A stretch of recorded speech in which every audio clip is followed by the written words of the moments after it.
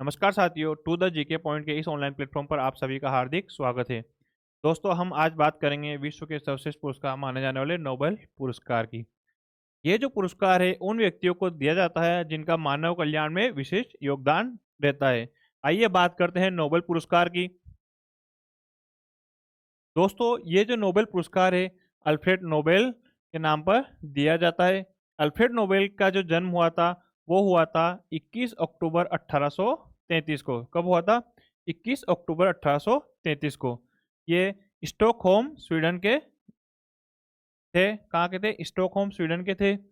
अगर हम बात करें, यह एक रसायनज्ञ, इंजीनियर, आविष्कारक और व्यवसायी भी थे।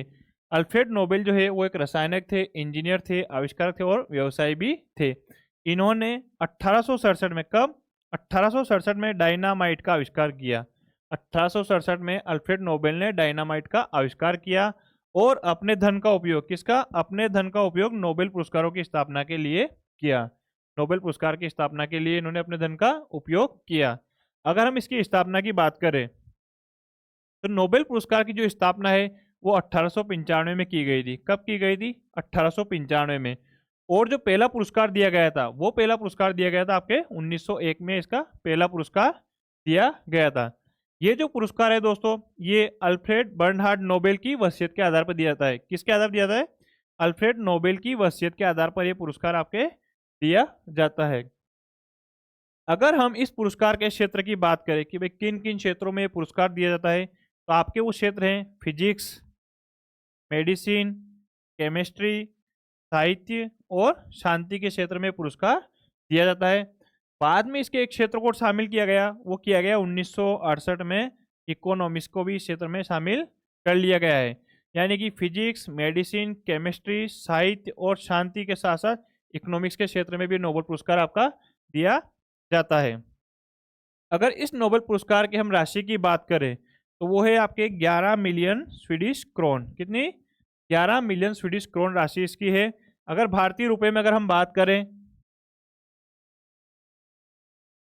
तो ये जो राशि है लगभग आपके 10.38 करोड़ रुपए के लगभग है। आगे हम बात करें, ये पुरस्कार अभी हाल ही में चिकित्सा के क्षेत्र में नोबेल पुरस्कार 2025 दिया गया है। और ये दिया गया आपके मेरी ई ब्रंको, फ्रेड रेम्सडेल और सिमोन सकागुची को चिकित्सा का नोबेल पुरस्कार दिया गया है।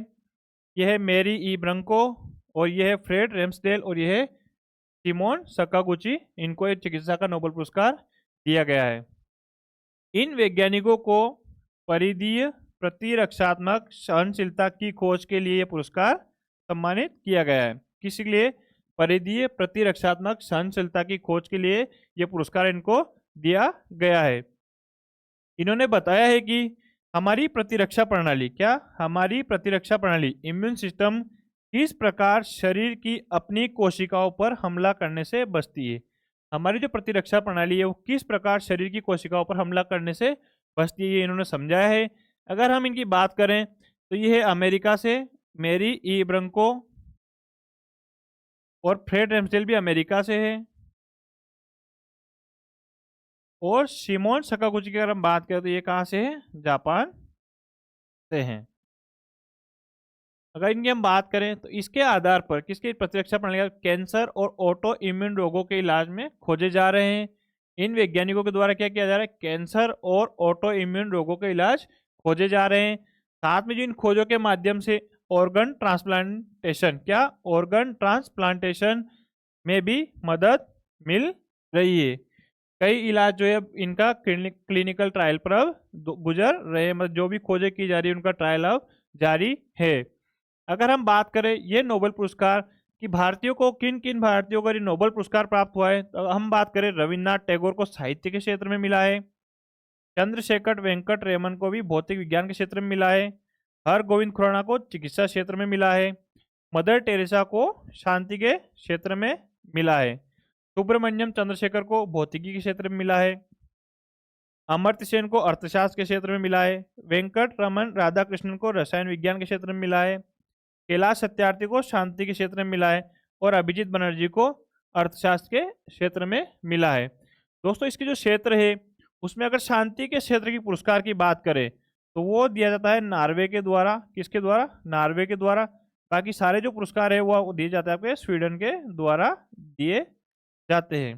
दोस्तों इस प्रकार हमने चिकित्सा के क्षेत्र के में जो नोबेल पुरस्कार दिए गए उनके बारे में बात करी, साथ में कुछ इसकी बेसिक जानकारी भी हमने देखी। अगर आपको क्लास अच्छी लगी हो तो इसको लाइक करें, शेयर करें और चैनल को सब्सक्राइब करें। धन्यवाद।